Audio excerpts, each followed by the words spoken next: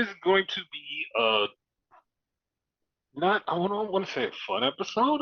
It's going to be an episode because it was some fun and it was a whole lot of not fun. It was just boring. We could call it fun for the fun parts anyway.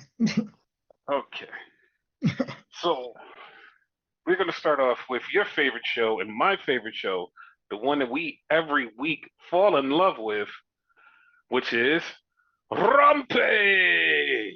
God damn it. Rampage. Rampage. But but you should be happy because it started off with something that you made happen. Oh, Because blame me. it was JD Drake and his cousin Beef with Renegade's suggested partner Butcher. How is he JD Drake's cousin or whatever, and he's not Butcher's cousin? Like that makes more sense. Like storytelling wise, you know? I don't know, but it's funny. It's funny as hell. Like if they get rid of Drake and re-add Blade, perfect. Like you had the Meat Club or whatever. Yes, but this was just so fucking random, and they took on LFI, and of course they lost. It wasn't like they were going to win against LFI. Of course. But it just was so funny because it was like this was something that you joked about and was like, yeah, they should do this, and they did it. It was hilarious. Think about it. Like it seems like the most obvious thing. It really did. Now the only question is, because you asked this, so I'm gonna ask the podcast, where's Blade? That is true. Like, have we seen him since Bunny left? Because Bunny been gone. Like, I want to say a couple years now. No, we haven't. So in theory, he probably left with her. Yes, I want to say she's retired. I think she might be. Yeah. So then we got Stokely, and he was talking to Renee. And Renee was like, "Hey, like, what's up with you and private party thing?" And he's like, "Yeah." He's like, that didn't work out, but I'm glad that they won the tag titles because I'm looking for something new." And what happens next is like funny because the Vendetta comes out, which is Talia Valkyrie and Diana Perrazzo. They're called the Vendetta. I kind of like the aesthetic of it. Like they had like the Godfather type background and whatever. It was kind of cool. I could get used Yeah, to that. because it kind of like the mob.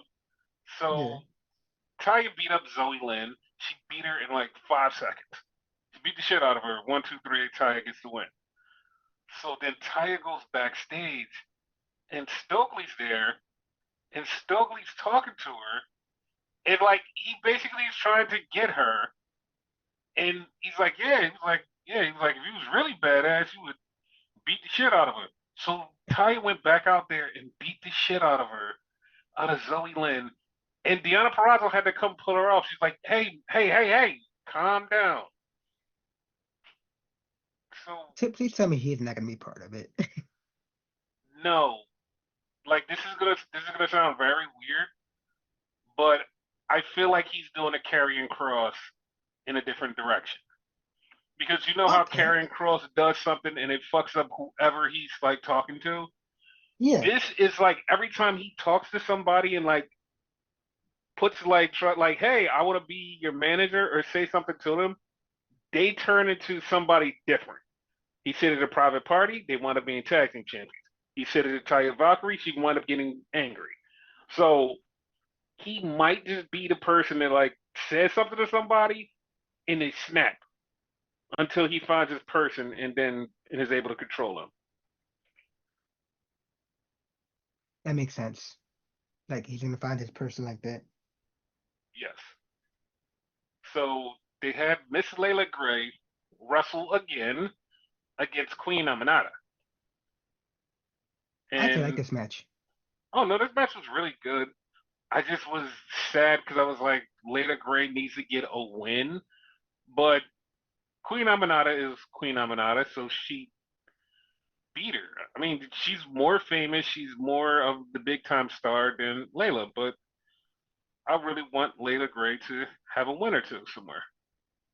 She'll get her shine eventually, because Queen Aminata didn't start off that way. So Yeah, because like they kind of like they didn't care about her at all for a long time, but they're caring about her now.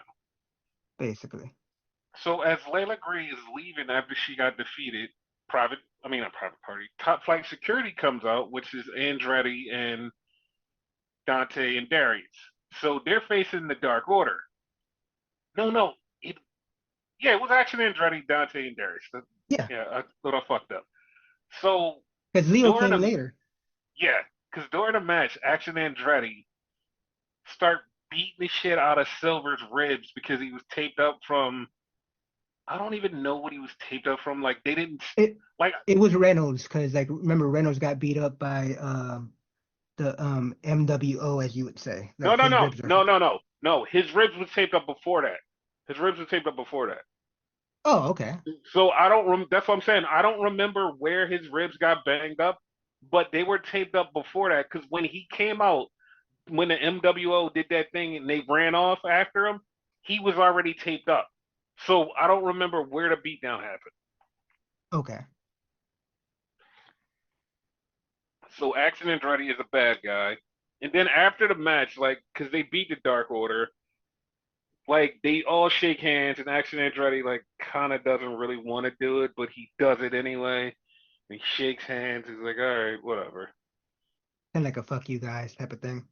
Yeah, like I wasn't bad at it, but I want to know where the direction of this is going because it could be fun, especially after some other stuff happens. It's like this could be fun if it was done the right way. I feel like they're treating him kind of like WWE is treating Xavier. Like it's gonna be a slow burn for his like ultimate heel turn. I don't think so. Like I have a theory, but I will talk about it later. But like Okay. I have a theory of where this could go. Okay. So then we get Leo Rush versus Commander, which was also a really good match. It was. Oh, you got quiet. I was like, damn, you didn't think this was No, a no, good because match? like I was gonna let you talk because I thought you was gonna say a lot more. But yeah, no, it actually was like it. The beginning kind of fucked me up though, because like Commander came across kind of like a heel because he didn't want to shake his hand and shit. Like I found The that only really weird. okay, so I'll shoot him some bail. The only reason that he did that was kind of because he didn't know how he was because Top Flight Security was like kind of heelish, so he didn't know, and Yeah. that's why he did what he did. So Commander gets the win, and then he helps up Leo, and Leo's kind of like pissed off, but he still shakes Commander's hand. And then Leo goes and talks to the rest of Top Flight Security. And once again, Action Andretti's like, yo, man. He's like, we got to do something. We got to do something. And Leo's kind of looking like, man, I don't know. It's like, all right. I kind of see where this is like. I kind of see where this is going. I'm like, let's let's let this play out because it's a little bit more. Yeah. So then we had a bunch of tag teams, and they're all standing there because Private Party comes out for their tag team title celebration. Like this was this was also kind of confusing. Like this was also kind of confusing because like they come out for the celebration, they're here for the celebration, and then all of a sudden, like all these tag teams are there, so they wind up challenging FTR. They're like, yeah, like we'll take on anybody. FTR got in their faces. So Outrunners calm down the situation. And I don't know if you paid attention to this, but this was like a small thing. So Hmm. when Tony was going to interview Quinn and Cassidy, he was about to interview Quinn, and Cassidy grabbed the mic from him, and Cassidy started cutting a promo. I was like, that's weird. Like, why did he do that? I noticed it. Like it was a little bit of dissension. So like, who knows how long this is gonna last? Yeah. Like he's getting a little bit too cocky, and whatever. I noticed it with someone else later, but yeah, Oh, that one was like way more overt. Like that was like, oh, this is boom right in your face. yeah, But this was crazy because like all of the tag teams were out there and like you can see some of the other tag teams that was actually angry because they were like, yo, give us a title shot, but we'll get to the title shot situation later on. that is weird. Eh, No, that's weird. That's like one of my pet peeves that I've been screaming about ever for this whole entire year, or probably longer. So then we get Mariah May walking into the building, and they filmed her walking into the building. She said something, and then they filmed Anna Jay walking into the building, where she said, "I'm going to beat Mariah May tonight, and I'm going to win the championship." I was like, Yeah, okay. I like that. It's okay. I mean, it was all right. So then we had the acclaim, and the acclaim were doing his interview, and no, Anthony Bowens is like, "Yo, listen, we want a shot at the tag team titles too." So then fucking Max Caster starts cutting a promo. And he's like, yeah, he was like, you guys think that you're the best tag team. You may have the tag team championships, but you don't have the best wrestler. And then he just starts talking, and they go to get ready to cut off and do the everybody loves the acclaim. Fucking Max Caster takes the mic and starts cutting the rest of the promo, and Anthony Bone's like, yo, wait, that's my thing. And then he just keeps going. And then he just starts talking shit about them. Was like, yeah, y'all don't have this, y'all don't have this. And he pulled out this wad of cash.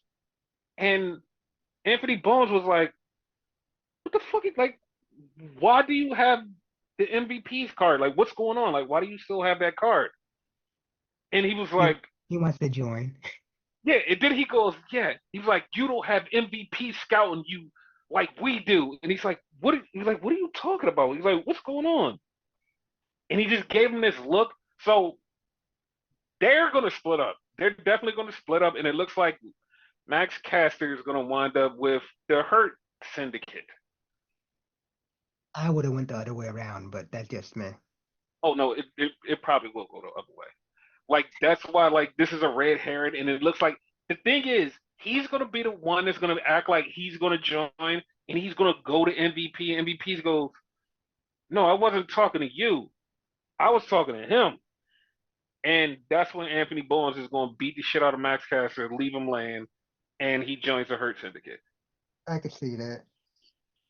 Because out of the two, the less problematic, the better wrestler, the better talker is Anthony Bowens. Of Like course. he checks off all the boxes. So it's like, yeah, no, let him get a singles run. We've been saying that for a while. Like let him get a singles run. And as far as the Hurt Syndicate, he looks like he fits the mold. Like you put him in a suit, like he gold. Mm-hmm. But it looks like they're going to be recruiting a lot of people because like they try to recruit Leo Rush, Ricochet, and also like the Acclaim.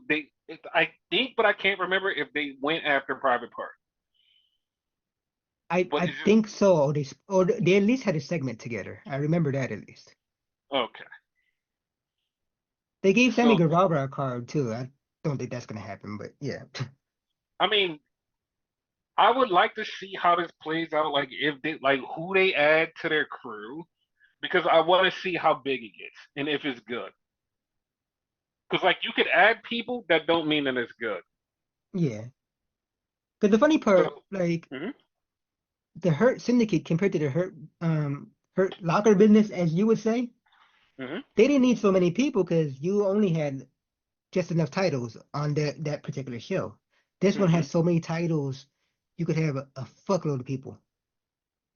Yeah, but I don't want it to get oversaturated like the NWO used to be, where there's like a Oh gazillion yeah, people. So yeah. like I don't want that. So then we had the Day of the Dead match between Thunder Rosa and Harley Cameron.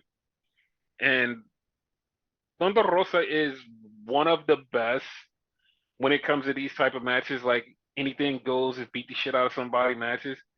And Meta Meta. yeah, I and legit had to look that up. the funny part is, I didn't think Harley Cameron would be able to hang with her. Oh, she's good. She's good. Yes. So then we had an interview with Roderick Strong. And the first thing you notice about Roderick Strong as soon as they do this interview is he shaved his facial hair.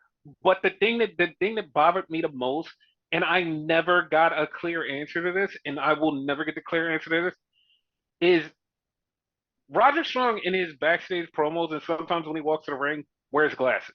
And then he just takes them off and just does normal shit. And it's like, do he really need glasses or like what's going on? These aren't sunglasses, these are glasses. Like what's going on here?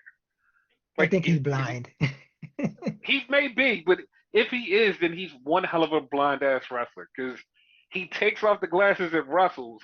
It's like, oh well, he's fine, but I guess he's just because somebody else, like it was another wrestler that like I forgot who it was, but they were telling the story. It was like, no, I'm really blind, and I just need glasses to see. But when I get in the ring, I just kind of feel it out. He was like, what?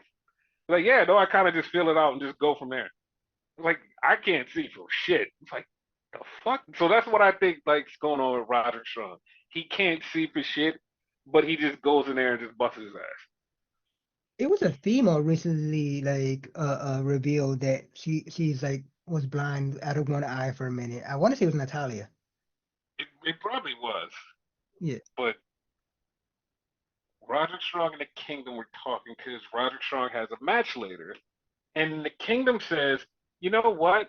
We might want a shot at Private Party, but then Lance Archer and Brian Cage came up and was like, "Yeah, you guys really think that you can win these tag titles? Like, look at us, we're the better people." And then they walk off, and I was so happy that Matt Taven brought this back because they laughed at them when they walked off, and he was like, "Look at these two Melvins." I know you popped for that. Yes, like that, like because if people don't know, that was his thing in Ring of Honor. He used to call people Melvins, and it was like fucking hilarious. And he brought it back, and that popped me.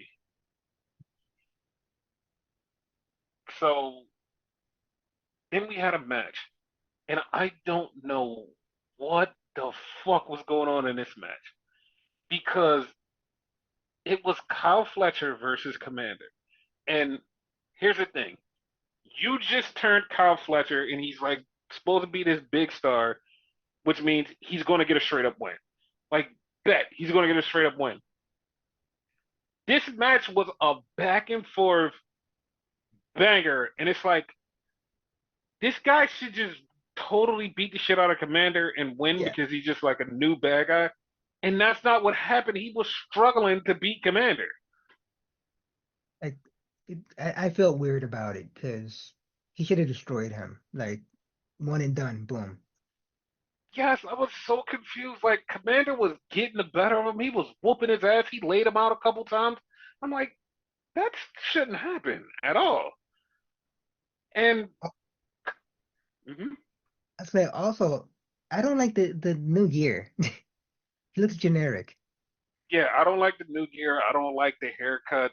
Like he's the same person, but I don't like the haircut and the gear. It makes him look weird. So after the match, he beats the shit out of Commander, and Mark Davis comes out and is like, "Yo, what the fuck is wrong with you?" And Kyle Fletcher's like, "Make a choice," and then he just walks off. And Mark Davis is like, "What the fuck is wrong with you, dude?" He's like, "We're supposed to be a family. Just make a choice." For a split second, did you think Mark was gonna attack him? And like if he did it, it would be way too soon. Like if they go that route. But did you think it was gonna happen? No, no, because like part of me feels like Mark Davis is gonna wind up with him, but I don't know. Like it's just a lot of odd there. Like, because one of my friends is like she's like a super hardcore New Japan fan, Yeah. and she's seen this and she was like, "Dude, please tell me that AEW is not breaking up like Aussie Open because she's like she doesn't watch AEW at all. She's like she's not an AEW fan. She just peeks in and out when it's Forbidden Door or like they're doing crossovers. Other than that, she does not fuck with AEW. And she was pissed. She was like, "Please tell me they're not breaking up my boys." And I was like I couldn't give her an answer because I don't know exactly what's going on. So I couldn't be like, "They're not doing that," or "Yeah, they're doing it." And I was like, I honestly don't have an answer. I don't have an answer. They have to have at least one match, I think. I mean, I'll be okay with it, but like I said last time on the podcast, I'm not okay with it because I like them as a tag. Yeah. So then we had Daniel Garcia pressing Jack Perry again. Did like when this promo first started, I felt so bad for Jack Perry. I'm like, damn, he just keep pressing the shit out of you. Like you look like a bitch. And then Jack Perry was like, everything that you say you done, I've done already. He's like, I've been doing this and then I get blamed for it. So I'm going through everything he's trying to explain about how they're trying to save the company. They're trying to go up against somebody bigger than them and stronger than them. And then, like, him saying that he's done this before and he got blamed for it, we all know what this is referencing, the whole CM Punk shit. Yeah. And it's like, this like those two things aren't equating. Like they're not equating. Like you're making up this story that you were trying to save the company from CM Punk and all of this, and it's like that's not what happened. Like none of that happened. Like you're making up a scenario in your head to make this story make sense, but it's like it doesn't because we know what happened. Like if you just would have said, I've been struggling. Look at all the shit that I've been through AEW. Look at how they treated me, and I finally got where I'm at. You think that you keep do this? Like I would be like, okay, I'm cool with that promo, but this promo was like, no, no, no. Like everything you've done, I've done, and I got blamed for it. I tried to save this company before, so you should just let it burn. And it's like, no, you're not making sense. Like that whole CM Punk thing was like just you two mad because he tried to stop you from doing something and you didn't like it and you thought you were bigger than this, so you was like, nah, fuck you. So that's all it was. Like it's not you saving a company. Like you accidentally saved a company or brought it to its demise. We don't know. Jury's still out. But like you, you really didn't do anything. Yeah, So like that I don't like the fact that they keep going back to Punk. Like, just leave it alone. yeah. So then we had Death Cage. And Death Cage came out and they destroyed this tag team. And they made a valid case for being contenders. But was a match. Like they just killed some dudes and just everybody died. I swear to God, one of the guys they killed, his name was Joe King. It wasn't that, it was Joe like Keys or something. But I heard Joe King. And then the Undisputed Kingdom came out for the save because the dudes were getting beat up so bad. They came out for the save and they ran them off. And Kyle O'Reilly was watching again. He's gonna join up with them, but like it's taking too much time, which I just wish they would just let him just join up. Don't they always take time with shit like that? With people joining other people? Too much time. So then they did something that I was actually fucking like that popped me. So AR Fox is in the back, and then Nick Wayne rolls up on him. And because AR Fox was talking about, I forgot what he was talking about, but he was talking about something. So Nick Wayne rolled up on him, and he was like, "Yeah," he was like, "You know what? You think I forgot?" And like, part of me was like, "What the fuck are you talking about? Forgot what? What are you talking about?" He was like, "Yeah, Don't feel bad you because took, I felt the same way. yeah." He was like, "You took all this time off, but that doesn't mean I forgot what happened." And it, so I'm like, "What the fuck is he talking about?" And then he said, "Remember when you came to my school and you beat the shit out of me, left me blood?" I was like, "Oh my god, he was with Swerve." Oh my God, he did cross him out. Oh my God. I was glad that they brought that back. Yeah, And Nick Wayne challenged him to a fight, but like when he said that, I was like, oh my God, there's a story here, and I totally forgot because A.R. Fox had disappeared off the face of the earth, and it was like he was gone, and it was like, oh, okay, well that that was a thing. fucking weird. So yes, so then we get Chris Statlander, and Chris Statlander challenges Mercedes to a TBS title match at Full Gear, which we all knew this was going to happen, but we're just surprised that it took this long. Right? So then we got a confusing ass promo. And I don't care what anybody says, this shit was fucking confusing. So John Moxley comes out. They're in Philadelphia.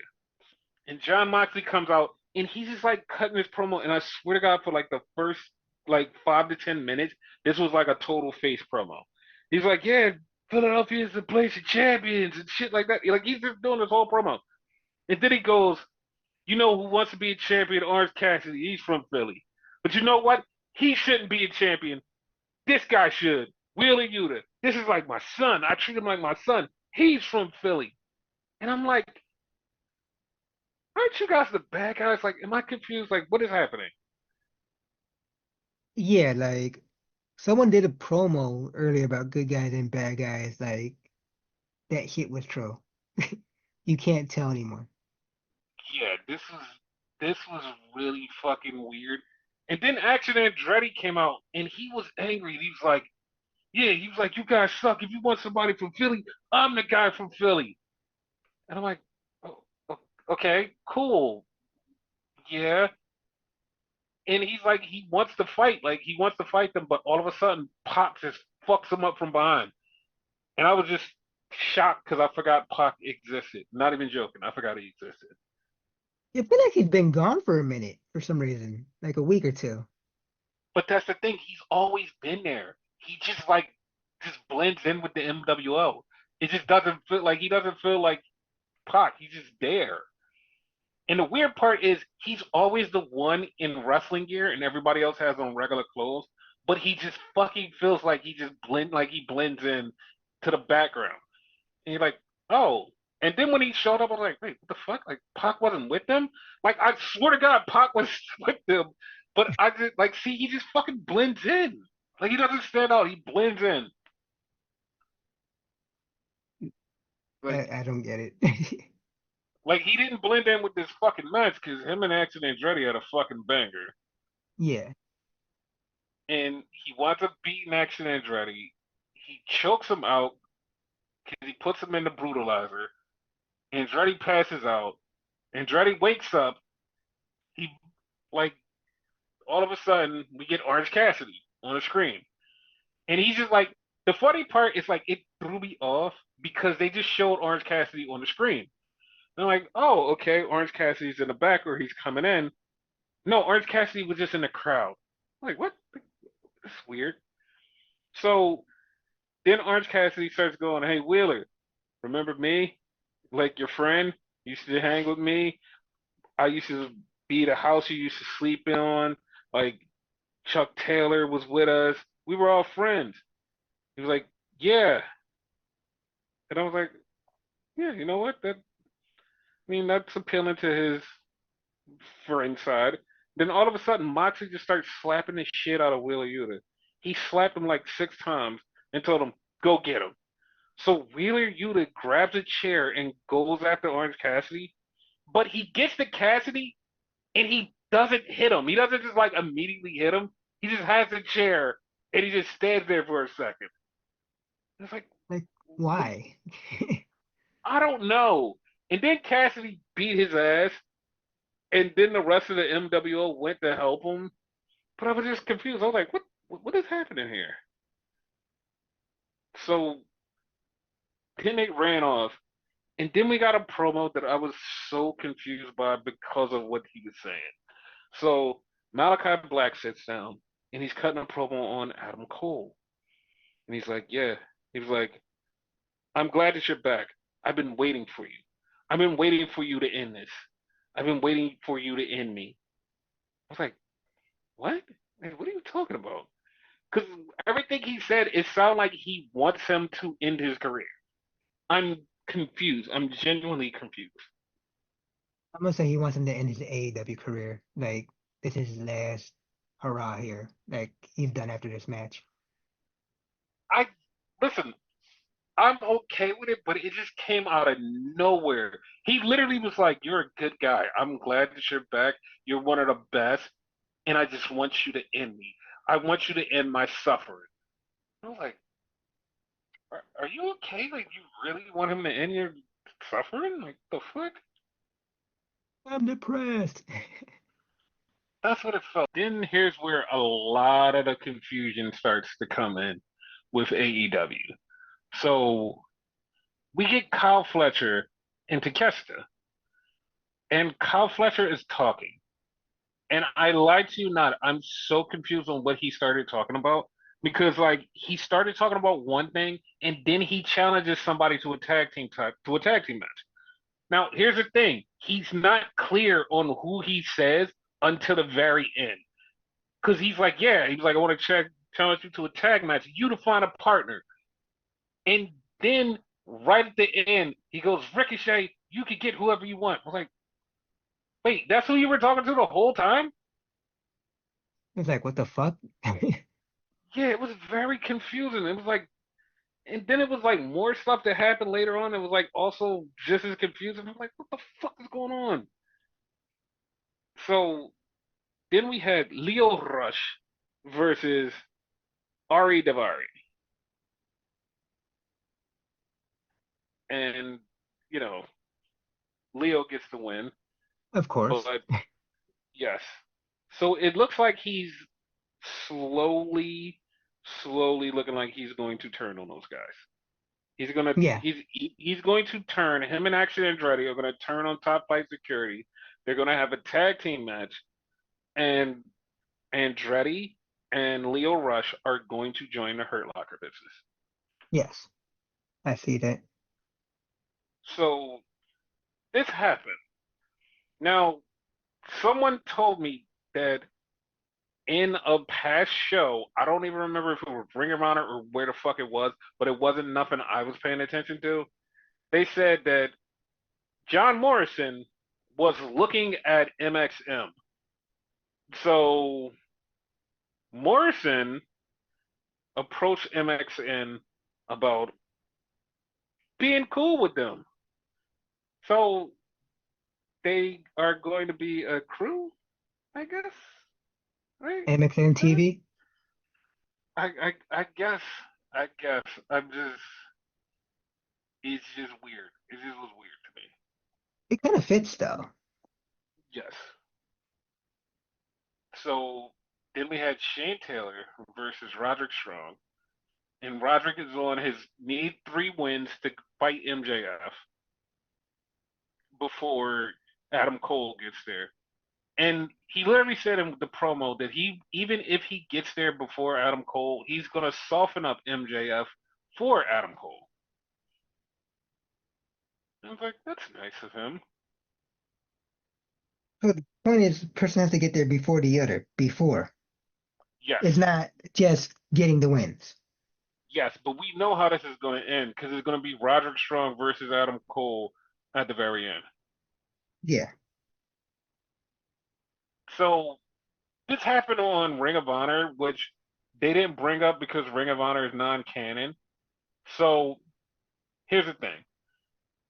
Shane Taylor Promotions wind up teaming up with the infantry. So the infantry and Shane Taylor Promotion are now a clique. I was weirded out about that because at like I know they were trying to go after the girl on the crew, Hmm. but like I didn't know they all joined. I'm gonna assume she joined too. Yes, they all joined her too. Yeah.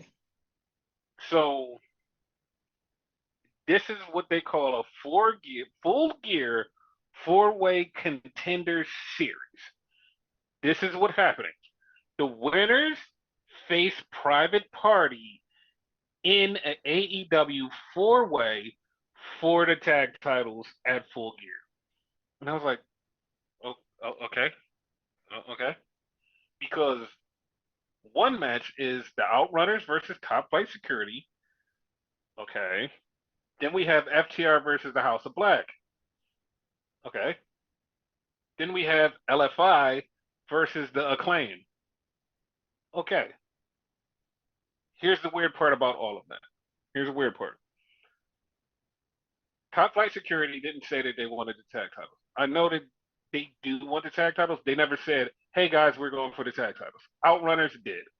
FTR said they wanted the tag titles. House of Black never said it. So that's the thing. LFI didn't say they wanted the tag titles. The Acclaim did. So to me, it looks like the Outrunners, FTR, and Acclaimed will take on Private Party at Full. All the people who actually said they wanted it.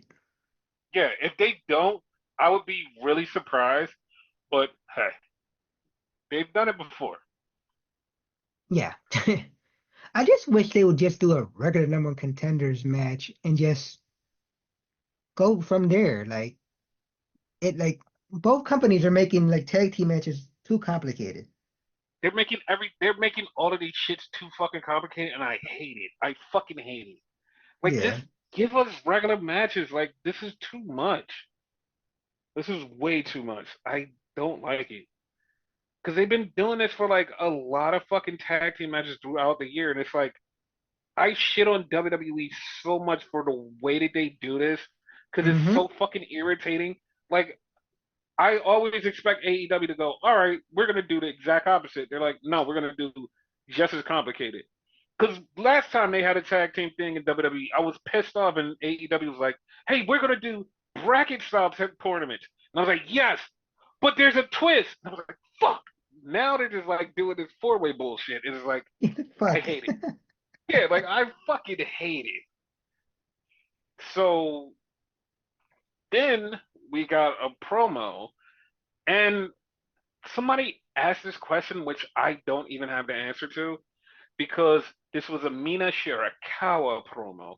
And Mina said, you guys want Mina? Mina is coming. And she said it, and it wasn't PG. It wasn't PG. And I know people are like, well, of course it's not PG. It's AEW. You're not PG. It's like, yeah, but this was like really overtly, you know. But It was sexual, just say it. so Mina, like, I don't know if Mina's actually signed to AEW. Like, I know she's supposed to come back because she's going to have a match with Mariah May, but I don't know if she's actually signing to AEW. Maybe. I mean, if she did, once again, I would have to go to my fucking criticism of a lot of the things that AEW does because, like, and I know people that say, "Oh, WWE does it too. WWE does it too." You keep forgetting AEW is supposed to be the alternate and not doing WWE predatory practices. This Yes. will be a WWE predatory practice if they still mean it's Shirakawa from Stardom, who they are quote unquote friends with.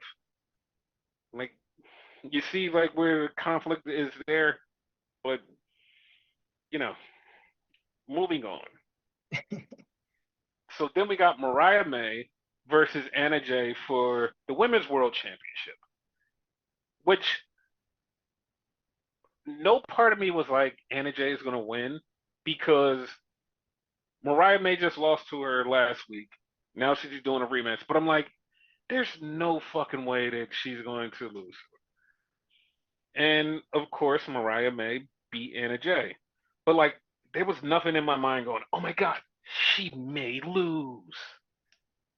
Banger match though. Oh no, it was a great match. It was a really fucking good match. But like, even the near falls, I wasn't biting, going, "Oh my god, oh my god!" I was just like, all right, all Yeah. right."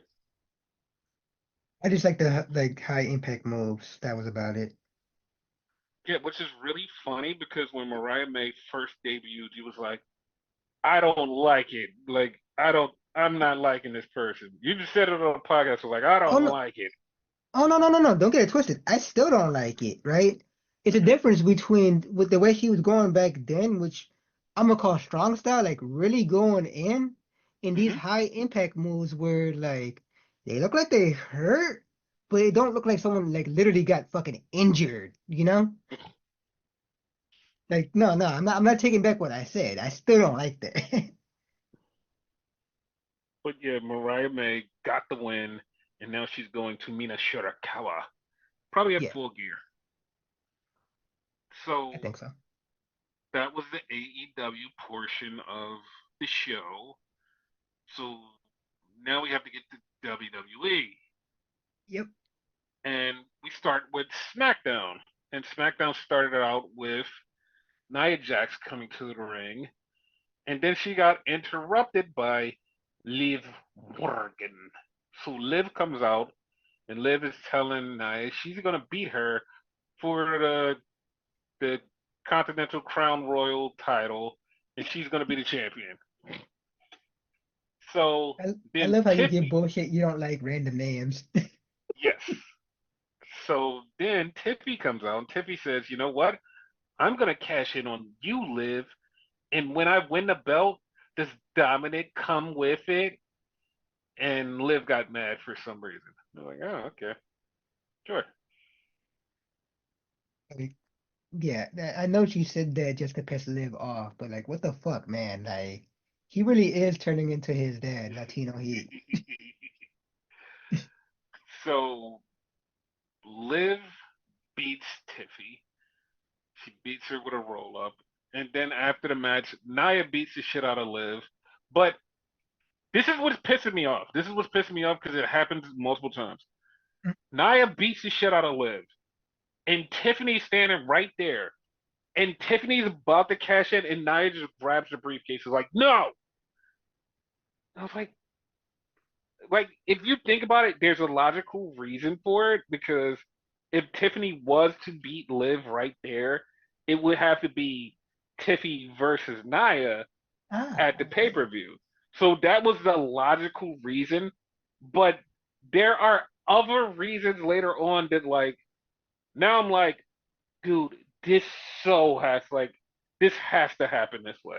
Like there's no other way this happens. This has to happen this way. Because even I want to say it was Corey Graves that pointed it out. Like, dude, like you want the money to bank, like you control that shit. You don't let somebody else control that shit.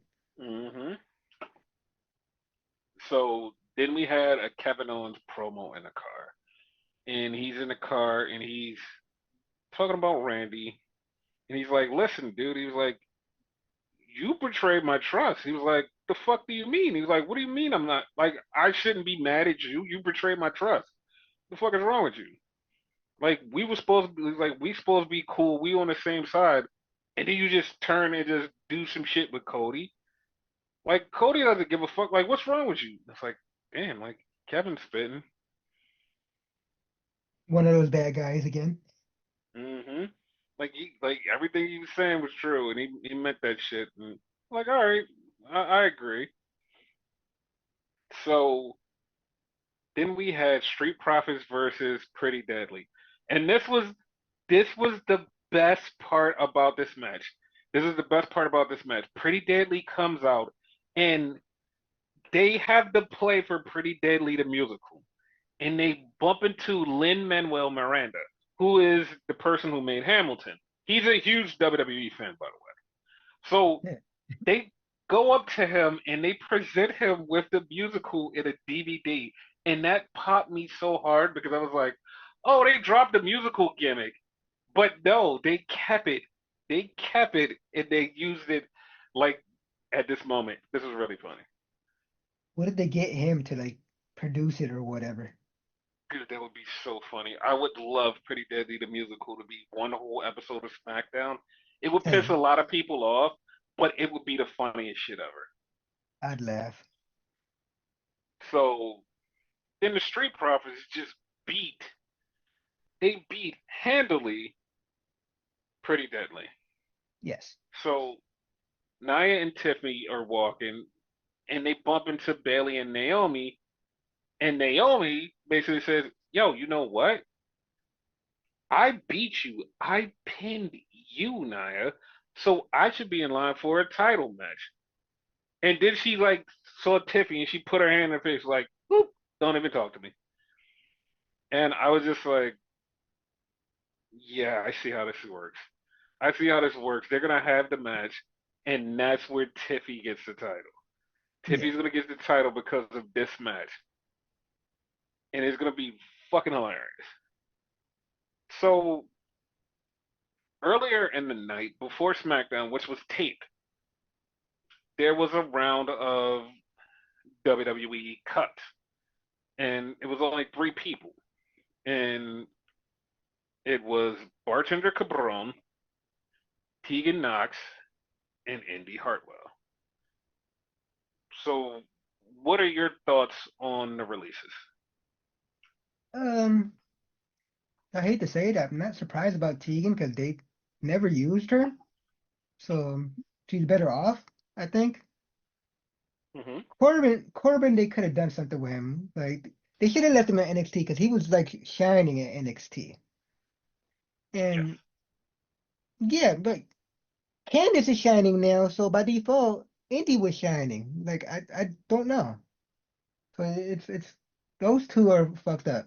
I feel sorry for Tegan, but not so much because they wasn't using her. She probably like for all we know, she probably asked for a release. Like fuck it, I I can't be here.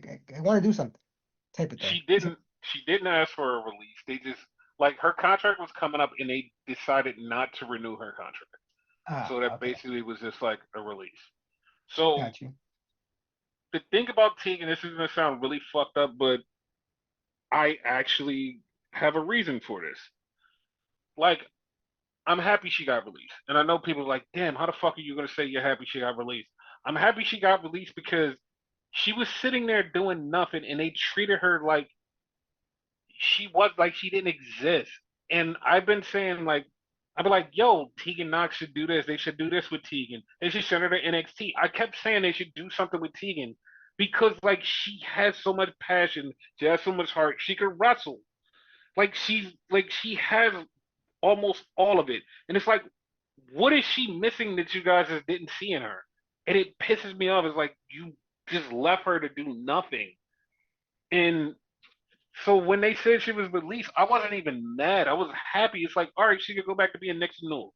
Like, Yeah, fine. Just let like as long as she gets to do her thing she wants to do, let her wrestle. Cause you brought her back. You used her like 5 times. She got injured, and they're like, nah, fuck it, we're not gonna use you. That makes no sense. It pisses me off because like she was really fucking good, and he did nothing with her. And like, I'm sorry, but I'm glad that she's gone because now she could flourish anywhere. Like you know what? Fuck it. Like, even bring her to AEW, even though they got like a gazillion people, she could stand out in AEW. She's different. Like, it would be cool. yep, As far as bartender goes, I mean, they fucked him over too because they brought him back to the main roster and was like, "Ha, we're gonna use you," and they did nothing with him. And it's like, oh, okay, well that sucks. The one that like is baffling is Indy Hartwell. Literally on the show that we're covering right now, Indy Hartwell had a tag team match with Candice. It was yep, her and Candice versus Naomi and Bailey. And it's like you release somebody literally while they're under contract. And this is how like fucked up and evil people think WWE is. Like they think WWE is like super evil no matter what goes on. They're like they're evil, they're fucking evil. Because Sean Ross Sapp was saying like all the people got released.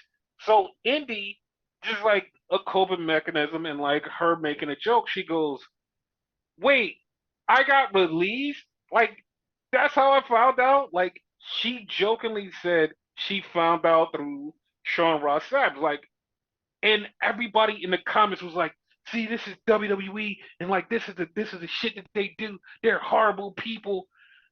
And it's like, that's not true. Like that, like none of that is true. And Sean had to come out and say, listen, I do not report releases until I know that the talent have found out that they've been released. I'm not going to go out and say, oh, this person got released. He's like, I don't say anything. I wait until everybody is like, yo, we've talked to them and this person knows they released. Indy even had to go on Instagram and say, yo, I knew, like, dude, I was making a joke. Like, I knew. We had a conversation. I got released, and I just thought it would be funny to make a joke. And you've seen so many people get enraged at WWE. It's like, WWE is so horrible. Look at the way that they do this when they fire people. And it's like, bruh, it's like, that's not how that happened. Like, she just was joking. People can't take jokes anymore. It's no, it's not even they can't take jokes. They just think WWE is the big bad WWE, Yeah. and no matter what they do, they're always wrong. Like, and sometimes it just be like stuff that happens in business. They're like, no, they're always wrong. Like everything they do is bad. It's like, okay. So Naomi pinned Candice, so that helps Naomi's cause for being number one contender. Yeah. So I mean, that's the things coming up. So then we were getting ready for the bloodline thing, and I swear to God, this had to be some of the most confusing shit for the people sitting in the audience Yes. because this was taped last week before anything was confirmed, before anything was done, and we had Jay come out and talk to Roman and Jimmy, and they're having this conversation, and Jay's like, yo, he was like, I want us to be equals. If we do this again, he was like, it ain't gonna be no bullshit. We gonna be family.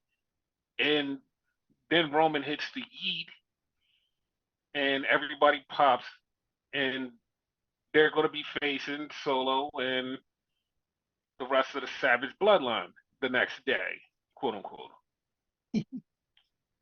But like, Tomorrow. uh, yes.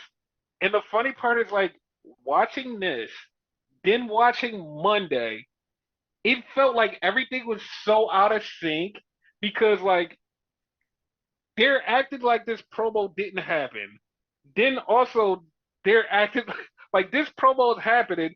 No one knows what happens because nothing got announced until later. It is just so fucking confusing. Like I was just laughing the whole time. Could that be why they announced the match like early, like instead of doing it Yes, like that day? yes. Yeah, that's exactly why, because it was so confusing that they was like, yo, we know people know that this is already taped. Fuck it, we're just gonna drop it and say, hey, the match is happening. But the thing was, on Raw when they said that the match is happening, the match wasn't happening. Like the match wasn't even announced to them in storyline, in character, so they had no idea. Yep. So it was still confusing. Like I was just lost because if you remember Jimmy's promo from Monday, he was like, "Yo, we're gonna go talk to Roman and see if we can work this out. Not we're gonna go talk to Roman and we're gonna have this match. We're just gonna go talk and see if we can work this out." It's like so in storyline, nobody knows what's going on. It was confusing. Yeah. So then we had the Motor City Machine Guns in the back, and then we had A Town Down Under say, "Hey, we want you guys next week on my talk show." Here's the funny part, right? A Town Down Under is taller than Motor City Machine Guns, I mean, Theory's a tall motherfucker, so but Theory and Waller both were that tall. Like yeah, they're even yeah. taller than Byron. Like that's what fucked me up. Was like they're taller than Byron too. Byron's pretty tall though. So then we had a four-way. It was Bianca versus Piper versus Lash versus Io Shirai. And this was a pretty cool match. Like this wasn't just a weak match. Piper was showing off. This was a cool ass match.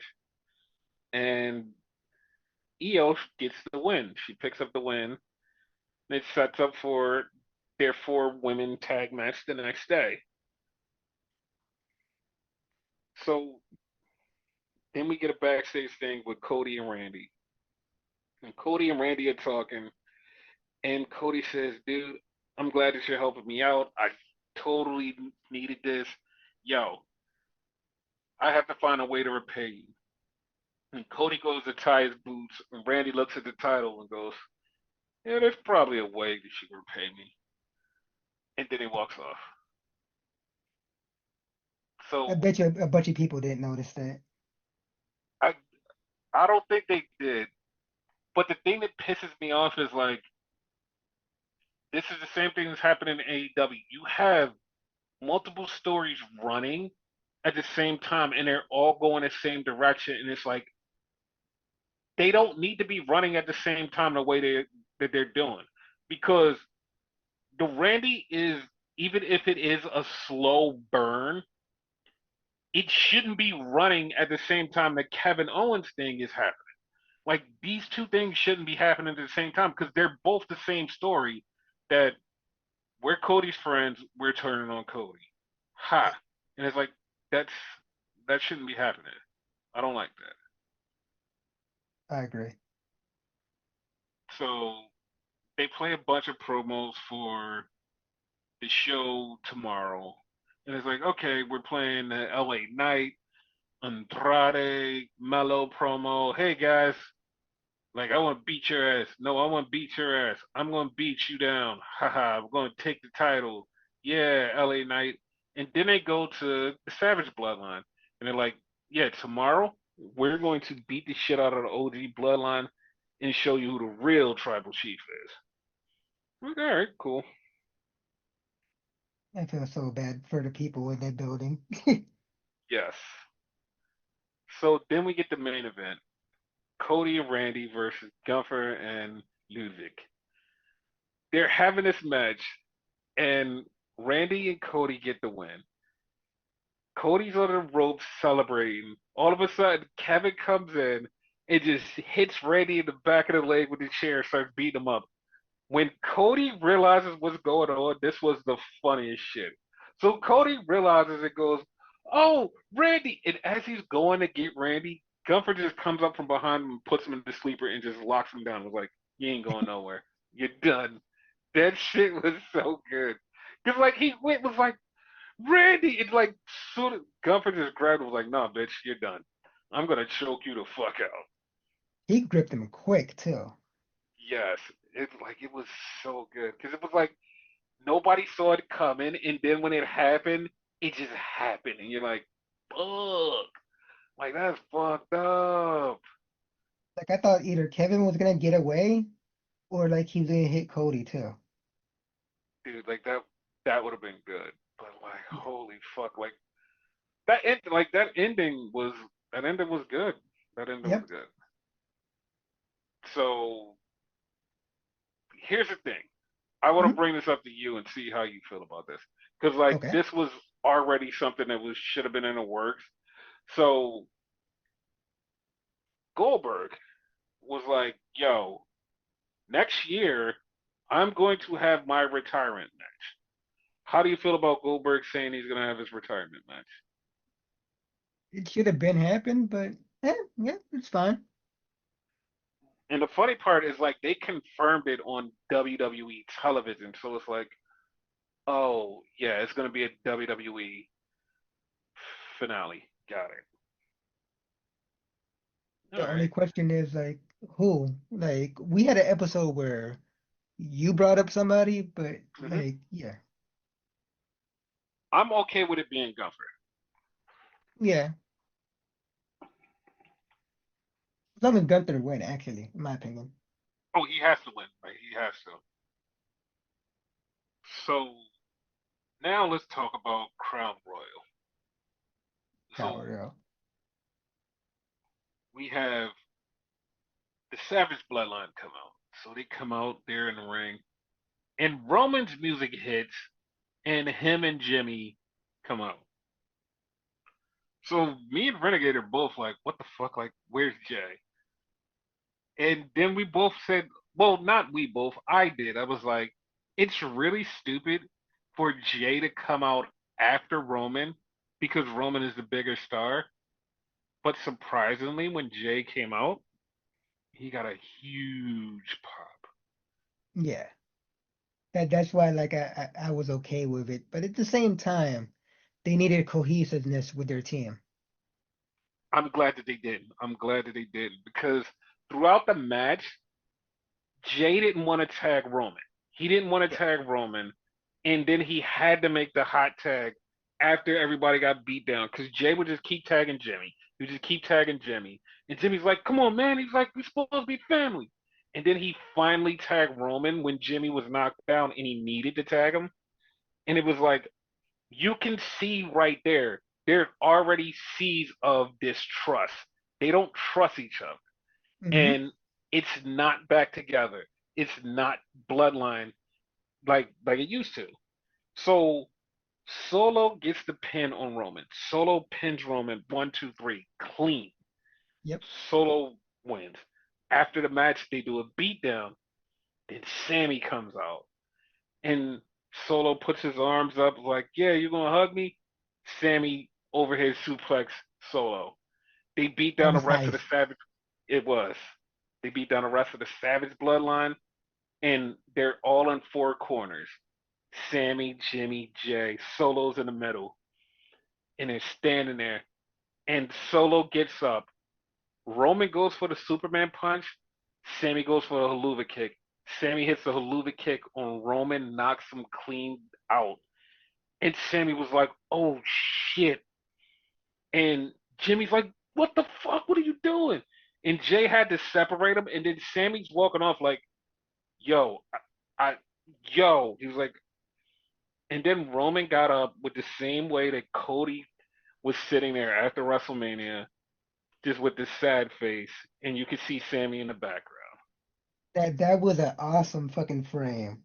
So Dude, like it's like I can't believe like there's so much story still in this bloodline thing. There's so much right? story.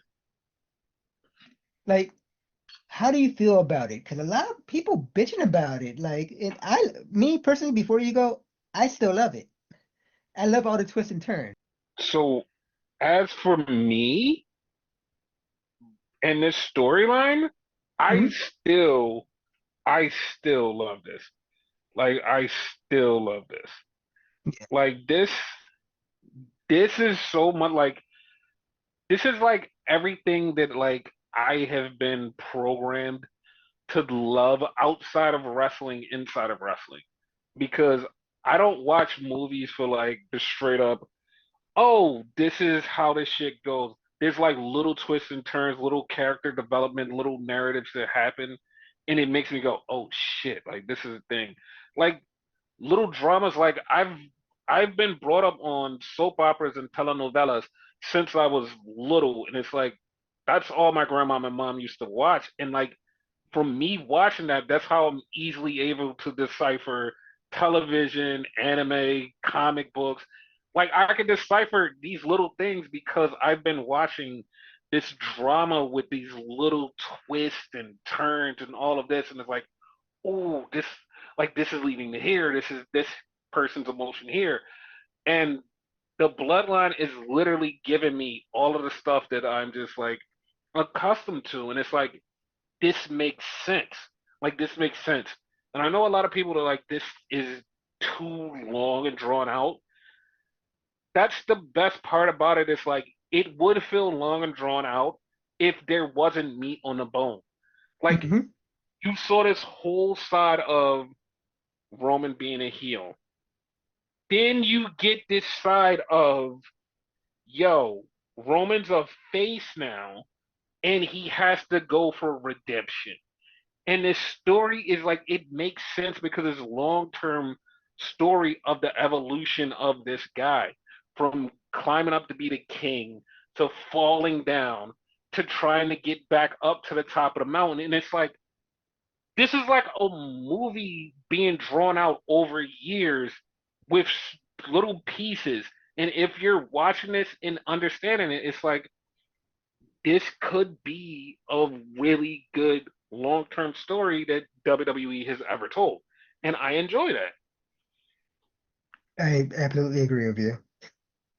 Cause I'm gonna put this out there because this pissed me off, and there was a reasoning behind this, and like that's plays into what this story is and how things are. Because Meltzer on his podcast was talking about how the Young Bucks are the greatest tag team. He was like, look what they did with Private Party. That match on Wednesday was like the best match that Private Party had the fans biting on it. It was so good. And I was like, that's not the reason the fans were into that. The reason that the fans were into that because it was a 5 year long story about Private Party. They Yep. got the win in the very beginning against the Young Bucks, but they could never live up to the hype. And then when they get around to being like, okay, we finally put it together, they still fail. And now they have to throw something at the wall and say, we'll disband if we lose. And it's like, of course, the fans are going to be biting on it because it's a story. It's not like the Young Bucks is like, all right, we're going to go have this match with Private Party. Woo! We have this match, banger of a match. It's not that. They were biting and living and breathing on every pinfall because people are invested. We're invested. We've been there for 5 years of this journey, waiting for Private Party to get to where they needed to be. And we were scared that they were going to lose. Every time I was like, oh my God. Oh, yeah. Oh, yes. And it's like, it was the story. That's what this is. Bloodline is a story. And that's why the matches are so good because no matter if they're bad or not, you're living and dying on the hook of the story. Even though like something happens, you're like, no, I want to keep watching because I want to know what happens next. And after this Sammy thing, you're like, I definitely can't wait to know what happens next. We know that they're going to the war games. We have to figure out how and how does this work. And it's like, yeah, like, yeah, this is a thing. Yep. So like, I'm enjoying this story. Like I'm enjoying this story. Awesome. So then we had the four-way women's match. This match was this match was chaotic, but like not chaotic in a bad way. It was chaotic in a good way. Yeah, because there was a point there I didn't know who the legal person was. Yes, it was so fucking chaotic, but it was so good. And Metaphor did a move, and part of me was like, I've seen that move before, but I'm not sure where I've seen it because Lash had Kari on her shoulders, and she picked her up and threw her to Jakara, and Jakara hit her with a power bomb. And I was like, I've seen that before, but I don't know where. But it was cool to see them do it because I didn't even think they had tag moves. Right? And Jade and Bianca won because Piper Niven went for the Vader bomb on Bianca, but Bianca moved and Chelsea Green got hit. They threw Piper out. Jade picked up Chelsea on her shoulders.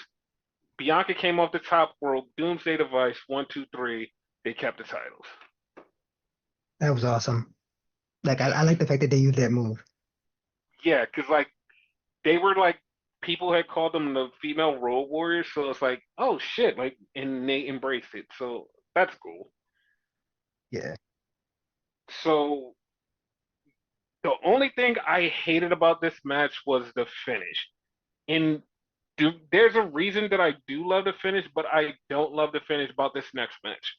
It was Okay. Bronson Reed and Seth Rollins. And they were brawling, getting their shit in. Shout out to Bronson Reed for having the MF Doom on his trunks. That was cool. Yeah. And so they're having this match, and Seth Rollins like kicks out of one of Bronson Reed's moves, and I was like, oh my god, they're gonna do it. They're gonna make Bronson Reed lose. So Seth hits a curb stomp with Bronson Reed on the steps.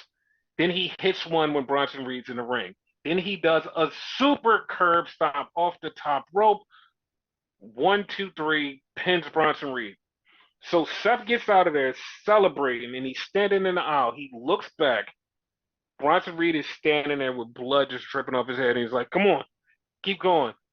Seth was like, no, Seth really literally said this. He's like, what the fuck?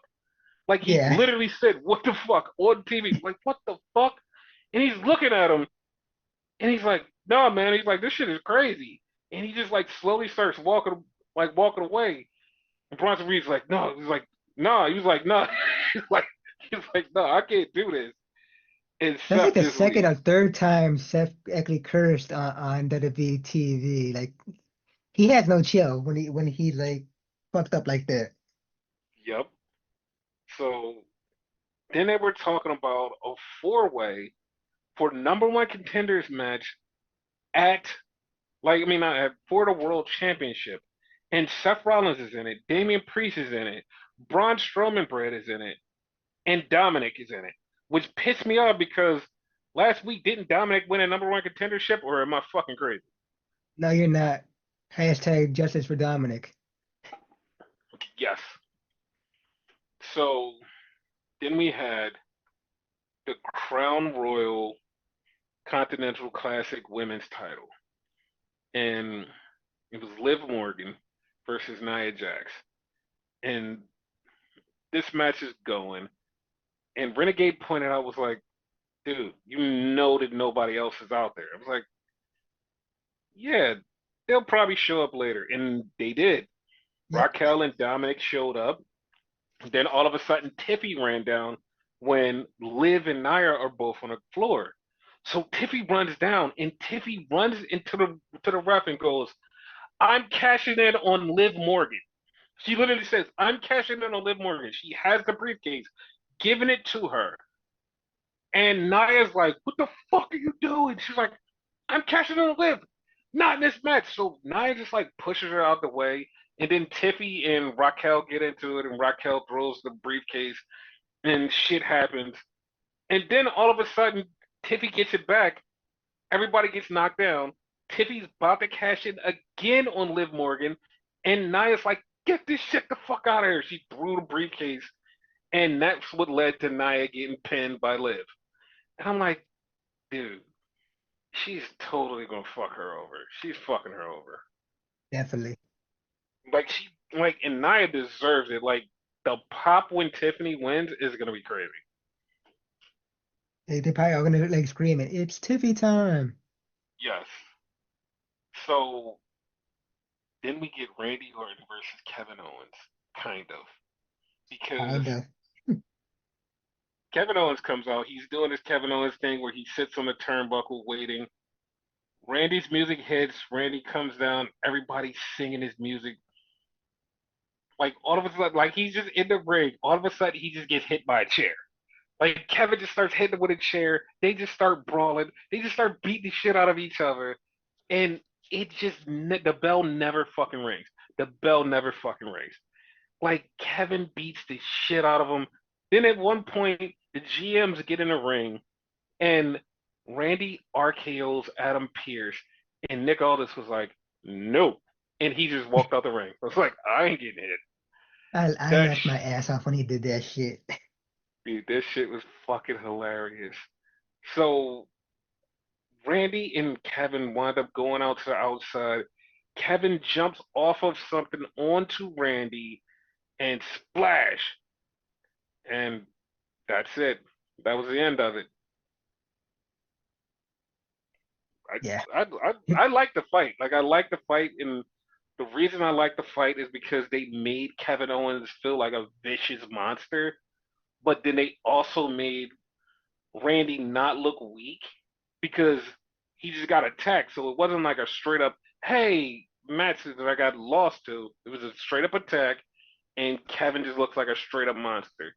So hopefully we get Kevin versus Cody, and I'm pushing for this, and I want this more than anything. Have Kevin beat Cody for the title. And I know people are like, well, what about The Rock? We could get to The Rock later. Have Kevin beat Cody for the title, then put the title back on him eventually. Like fuck it, man. Like fuck I it. agree. Like, cause Kevin is that guy. So after that, we have the triple threat for the U.S. title: Andrade versus Melo versus L.A. Knight. Yeah. That was a late yeah, but They had to do a dramatic so pause.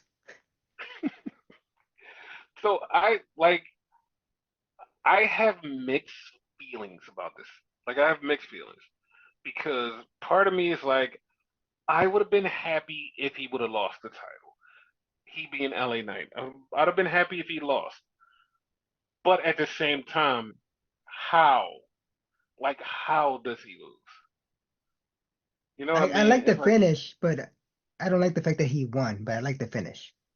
yes, because Andrade was about to hit Melo with a front face DDT, and LA Knight came out of nowhere, hit the BFT on Melo, which took out Andrade, and they're both down, and LA Knight gets the pin. So LA Knight keeps the title. Yeah. And I did So notice the belt this time, like after you mentioned it. yes. So then we had the main event, which was, I mean, you could kind of figure the match was going to go this way. Would be the match was going to be a banger, and it's like, oh, let's see how this works. No, this shit was a straight up banger. Like Cody and Gunther really got it in. Like they got it in to like halfway through it. I was like, oh, this is actually really good. This is really good. Yep. And Cody did the Bret Hart Roddy Piper thing. And the funny part was like, this is something like only me and you would be like, oh, like we get it. But the thing is, they mentioned it on commentary. Like they mentioned it when it happened, and Michael Cole and Corey Graves was like, "Yeah, this is just like the Bret Hart Roddy Piper match at WrestleMania 7." I was like, "Oh my God, they actually called it out! Like they fucking called it out because that's a thing." They acknowledged it for lack of a better term. hmm And Cody got the win, so Cody is now the double champ. Yep.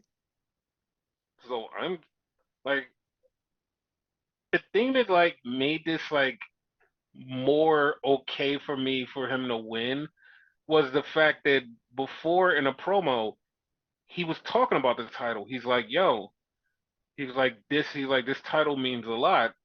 He was like, "But it means a lot because if I lose, that devalues the WWE Championship. This is supposed to be the top championship, the pinnacle. This is supposed to be the title. So with me having this and then losing to the world champion, that makes the world championship more than the WWE Championship. But this is supposed to be the A title, and I have to win for the prestige of this title." And when he said that in the promo, I was like, you know what? I never thought about the titles and the devaluation of it with a loss or a win. I was like, I never thought about that until he brought it up. And when he brought it up, I was like, oh shit, he really does have to win. So, I agree with everything he said, but mhm. in reverse, because I do not like that title. Gunther's is the main title, in my opinion. No, I mean, like, as far as look, yes. But the lineage, like, Cody has the lineage title. So I like that's why I agree with what he said. It's like, no, I totally get it. Like I get it. Can it But be like I argued Gunther's is like the lineage is the WCW title or no? no, no. Because this one is just like out of nowhere. Like there's no history. It's just like, hey, this is a thing. Okay. In that case, yeah.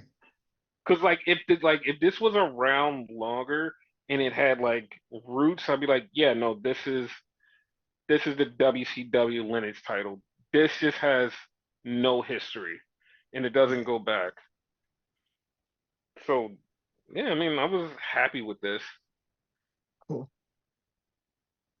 So I, to be honest, out of those four people that they said that would get a shot at Gunther, don't. I'm like, I want Dominic just for the memes, like just for the memes, nothing else, just for the memes. Like I'll I be don't shocked if he beat him. like that's what I'm saying. Like that's why I would want it just for the memes. Everybody else is like not something that I would be looking forward to. I don't want to see Braun Strowman versus Gunther. That's not No, something I want to see. I don't also want to see Damian Priest versus Gunther. Nothing against Priest. I like Damian Priest. Seth excuse me. Rollins, Seth Rollins, I don't want to see him against Gunther right now.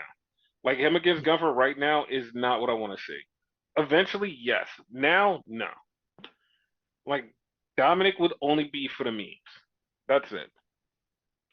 I'll pop if he win though. Justice for Dominic. I'm just saying he's the true number one contender. Yeah, I would love it. Like I would love it if he wins, but I more so want Dominic to win Money in the Bank. Like I want him to win Money in the Bank next year and cash in. Okay, Like, yeah. cause like he is gonna be a world champion soon, but I'm just gonna throw this out there. This is my scenario. This is nothing. This people are like, oh, this is happening. This is my scenario.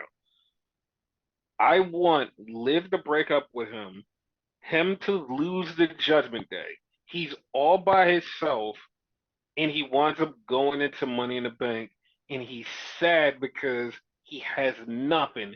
He winds up winning Money in the Bank, and then after he wins Money in the Bank, he winds up getting the title.